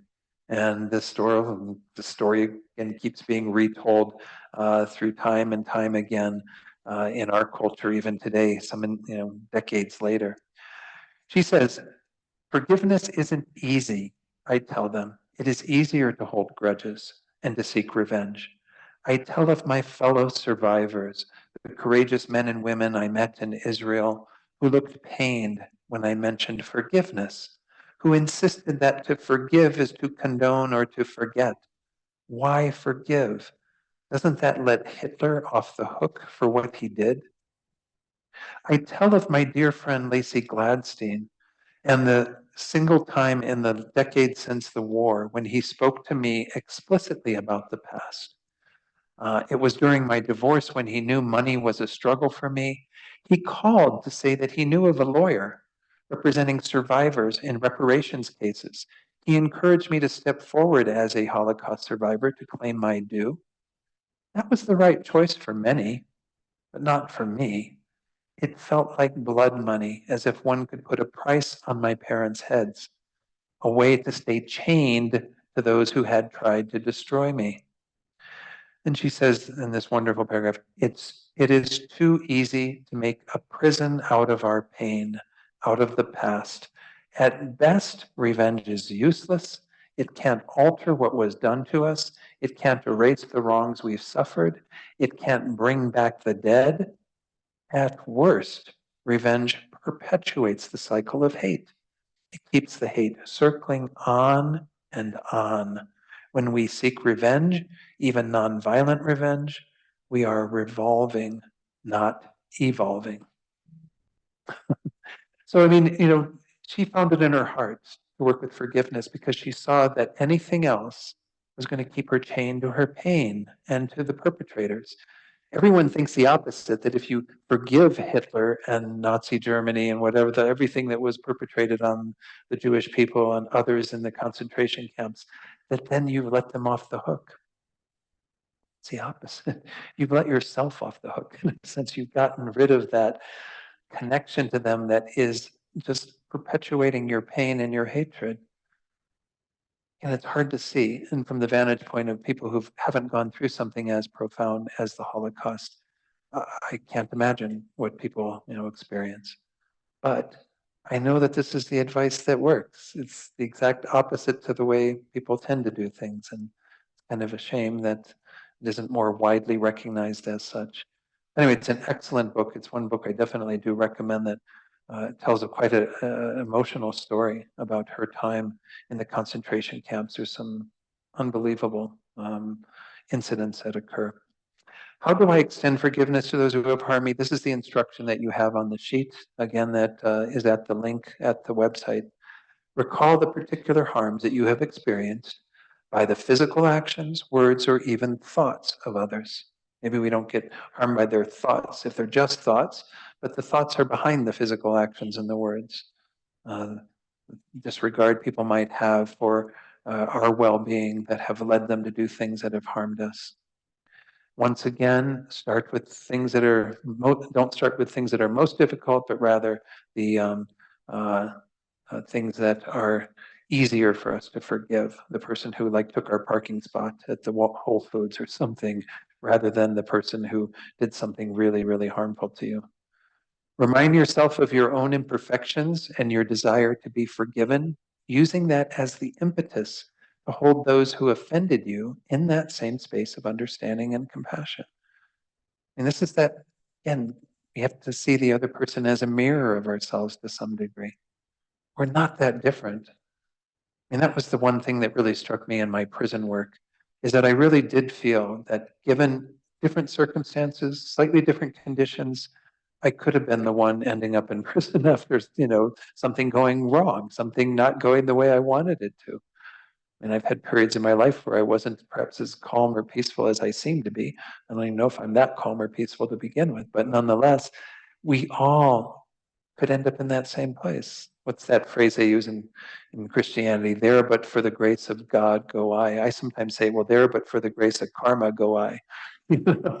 Whatever grace of karma that I brought into this life that gave me different conditions than people who I was working with in the prisons, who through the conditions that they had and other factors ended up in that situation. There's really not that much difference, but that's, I think, an important part of this forgiving others is that we have to see those people as a mirror of who we are currently to some degree, or who we could have been, or who we've been in the past. Don't force it or take on more than you can handle. Work with what you can forgive now, accepting what you can't forgive at this time. And again, this goes for even if somebody were to come up to you, as I said earlier, and offer an apology, and you're not ready to forgive. You can acknowledge the apology and say, I hear what you're saying, and I know that you're very heartfelt in your apology, but I'm not ready to forgive yet. I hope that's okay with you, and perhaps at some point in the future, I can forgive you. Please help me to be able to do that, or whatever, you feel that you can say to that person. But recognize that it takes our own time, whatever time schedule we're on, you can't force it, okay? Be mindful of whatever feelings arise once more in your heart, the thoughts in your mind, the sensations in your body. And should the practice awaken any hurt from the past, gently soften into that pain with a space of compassion and loving kindness for yourself and others. This is where you might do the self-compassion meditation that I mentioned earlier, where if it starts getting really painful thinking about what we're trying to forgive somebody else for, we end up back in that place where we were abused or harmed through someone else's actions. But then we kind of treat that as a moment for compassion. We go, this is a moment of suffering. The second step, it's part of our shared humanity. The third step, really give yourself compassion. wish for yourself to find some peace in the midst of that experience. All right. And then engage in it as best as you can in that fake it till you make it. Recognizing that simply having the willingness to engage in forgiving others is where your practice begins. Just the willingness. I mean, a lot of people aren't willing to go to that place. They would rather die, be on their deathbed, holding that resentment towards somebody who's harmed them than let it go. So sad. I chuckle about it, but it's really sad.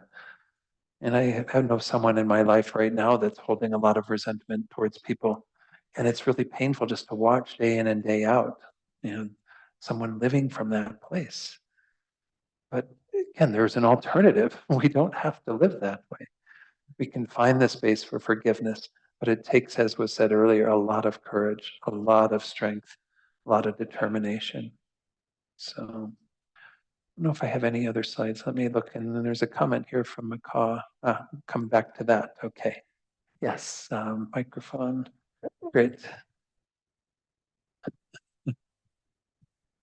Thanks, Bill. What about the notion of telling myself, well, I'm just going to let it go? Mhm. I mean, it's not, as wonderful as saying, well, I'm just going to forgive it. Mhm. But in my mind, I can say, well, I'm just going to let it go. Mhm.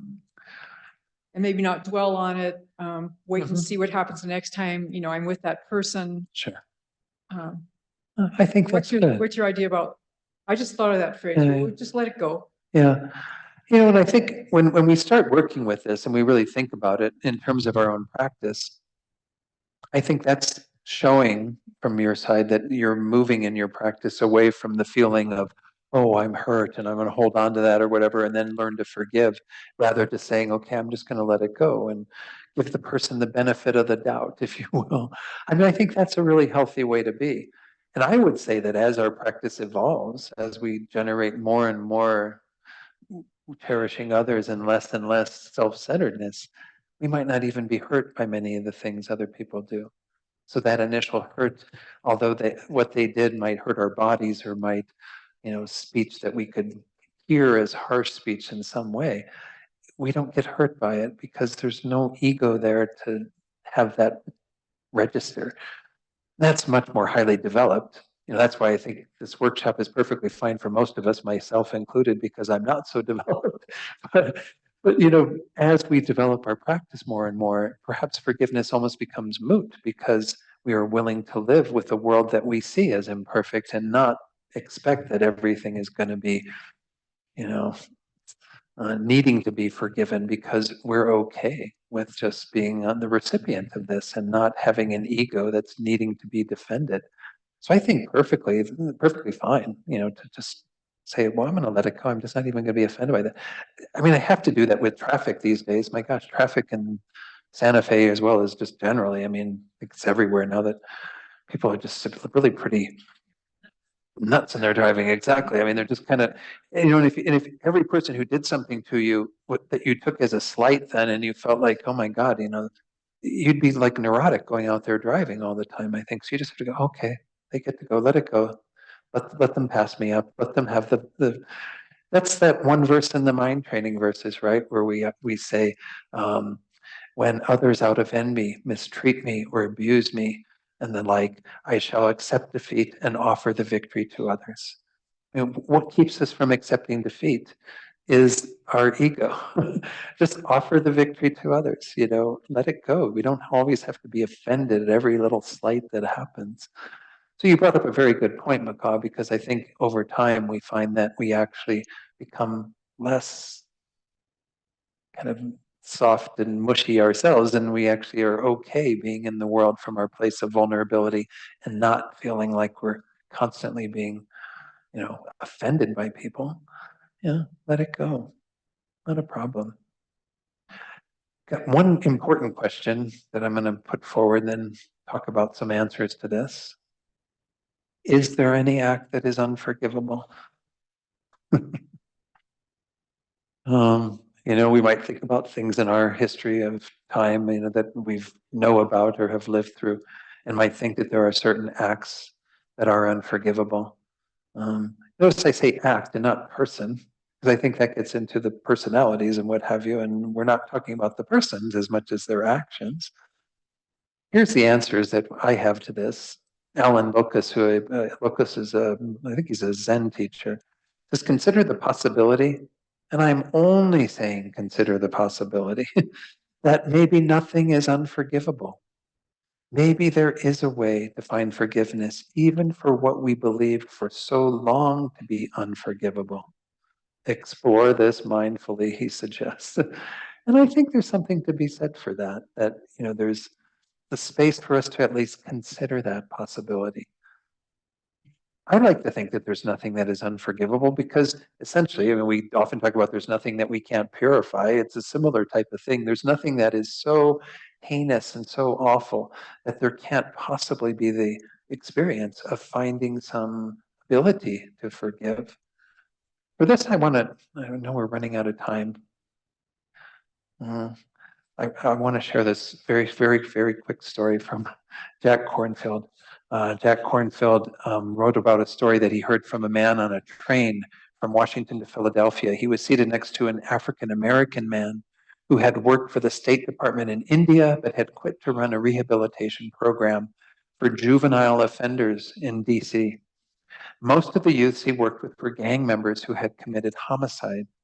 One 14-year-old boy in his program had shot and killed an innocent teenager to prove himself to his gang. This happens, right, where they have to kind of earn their badge of honor or whatever by killing somebody. At 14, he killed this young boy. At the trial, the victim's mother sat impassively silent until the end, when the youth was convicted of the killing. After the verdict was announced, she stood up slowly and stared directly at him and stated, "I'm going to kill you." Then the youth was taken away to serve several years in the juvenile facility. After the first half year, the mother of the slain child went to visit his killer. He had been living on the streets before the killing, and she was the only visitor he'd had. For a time they talked, and when she left, she gave him some money for cigarettes. Then she started step by step to visit him more regularly, bringing food and small gifts. Near the end of his 3-year sentence, she asked him what he would be doing when he got out. He was confused and very uncertain, so she offered to set him up with a job at a friend's company. Then she inquired about where he would live, and since he had no family to return to, she offered him temporary use of the spare room in her home. For 8 months, he lived there, ate her food, and worked at the job. Then one evening, she called him into the living room to talk. She sat down opposite him and waited, and then she started, "Do you remember in the courtroom when I said I was going to kill you?" "I sure do," he replied. "Well, I did," she went on. "I did not want the boy who could kill my son for no reason to remain alive on this earth. I wanted him to die. That's why I started to visit you and bring you things. That's why I got you the job and let you live here in my house. That's how I set about changing you. And that old boy, he's gone. So now I want to ask you, since my son is gone and that killer is gone, if you'll stay here. I've got room and I'd like to adopt you if you let me." And she became the mother of her son's killer, the mother he never had. First time I read that story, heard that story, that was pretty powerful because again, we go into this, is there anything that's unforgivable? I mean, imagine a mother to lose her son to this other young boy, but then to see the potential to become his mother, that's like such a turnaround.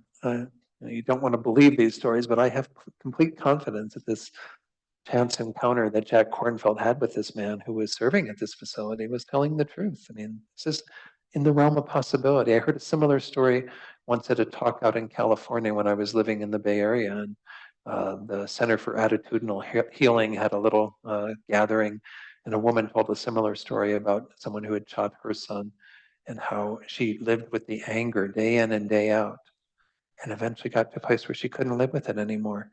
And she had to go see her son's killer and change the dynamic, change the relationship. so that she grew to not hate this man at all.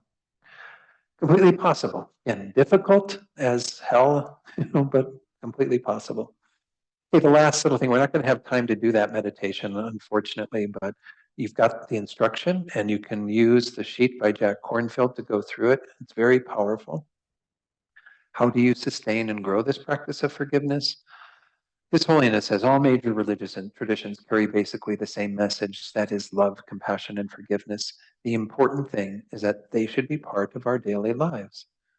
When we are offended or we offend others, that we make this part of our practice. And again, some of it on the cushion, but hopefully some of it off the cushion as well. And Noah Levine says, I can't say it often enough. Forgiveness is a process that continues throughout our life. We can't just say the phrases or do the meditation a couple of times and be done with it. Make this part of your life practice. So I encourage you, this is lastly from Gina Sharp, I encourage you to just continue to practice daily. If this is a practice that feels right to you, to continue to know what it feels like to meet resistances, to meet the resentments, to meet the anger, to meet the feelings of vengeance with an open and compassionate heart. Okay. So I shared a lot of other people's words in those slides, but I'm indebted to all of them. Thank all of them for all of what they shared. But they do articulate what resonates with me in terms of what we have to do with this practice of forgiveness. So I do hope that today's been helpful in allowing you to explore this together in the space of these teachings and discussion and bit of meditation. And please, if this is a practice that feels good to you, works for you, then by all means, continue it. We need more forgiveness in the world. We need a whole lot less hatred and animosity and all these things. So, any final comments or questions from anyone else? I do appreciate all of what was shared. Yeah, Paula has something to share. Please. I just want to thank you for being here, and your wonderful, gentle energy and just the preciousness of the teaching. Oh, thank you. Thank you. I'm grateful. I always feel like I get so much out of what I offer to others that if you get that much out of it, then I guess we're all rich. So I thank everyone for all of what you shared because it helps me to go further in my own understanding. And every time that I get a chance to present these topics in particular, these ones that are very close to my heart, then it's really transformative. So I might mention that the next of these Saturday workshops I'm scheduled to do, hopefully we'll have more in the latter part of the year, the last 6 months of the year. They've got a number of teachers coming in the next few months in April and May, so there wasn't room in the schedule to fit a Saturday workshop in, I guess. So June 23rd, I'll do a full day on grief and loss. So kind of working with Buddhist teachings around that, and by grief, don't think, oh, well, I haven't lost anyone in my life, so grief and loss isn't applicable. I'm talking about the general loss that we all have, as well as certainly the more specific loss that occurs when we lose someone dear to us, a pet, a parent, a partner, whoever, people in our lives that have passed away. So there's going to be different levels of grief that we talk about there, but yeah, that'll be on June 23rd. That's the next time that I'm back here for one of these Saturday workshops. So let's just have some thoughts of dedication then. And just as we did at the end of the morning, we want to recall our initial motivation, that we're here always with this intention of working on ourselves, becoming more qualified through knowing our own minds very deeply and letting go of our own resentments and anger and all the things that block our hearts, so that we can then be this gift to the world to help others in their process of coming to know their hearts. And this is what we dedicate for, that everything we did today won't be wasted in any way, but rather bring forth the fruits of our own development so that we then can help others to do the same. We might include in this dedication a dedication for His Holiness the Dalai Lama's very long life and his good health, and also the same for all of our other teachers who are instrumental in helping us on our path.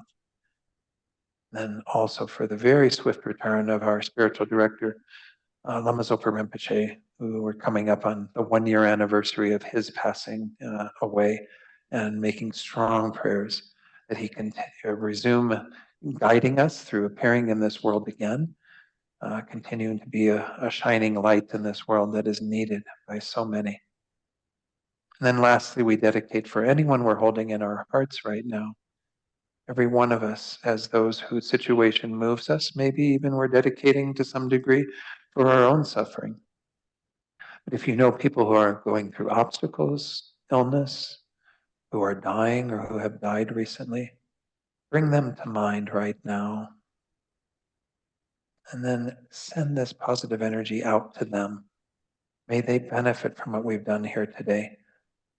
May they have their suffering alleviated immediately, and may they find all the causes that will lead them to true peace and happiness. And may this happen for all beings through what we have done here today. Thank you all for the opportunity to share these teachings with you. Appreciate everyone online. And I'll look forward to seeing you all again sometime soon. Okay. Thank you.